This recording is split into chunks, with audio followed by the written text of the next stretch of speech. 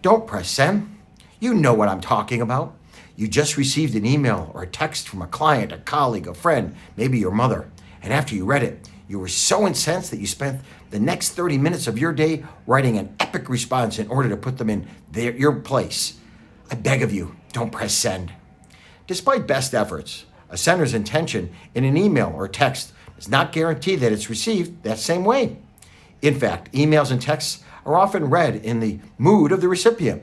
If you're having a challenging day, the sender's message comes across as challenging. If you're frustrated, the message will seem frustrating. In these situations, writing a response and pressing send too quickly will be a mistake.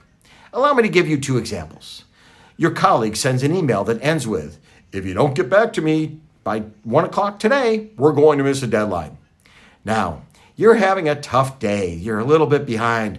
And then you read it as, "I know you're slow, but if you don't get back to me as I've requested, it will be your fault we missed the deadline and we will lose the business."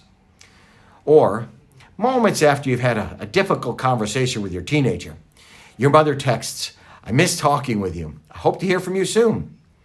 Instead of realizing that your mother simply enjoys talking with you, you read it as, "You never call, we don't talk, you're not being a good son or a daughter."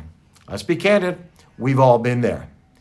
Because email and text lack traditional nonverbal cues of face-to-face communication, such as body language, tone, hand, or facial expression, we, the recipient, fill in the blanks as to what the person sending us the message intended, how they felt about the communication.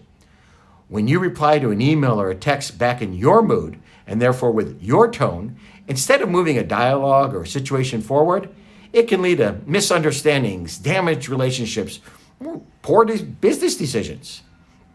What can you do next time you receive an email or a text and your visceral response is to write a scathing reply?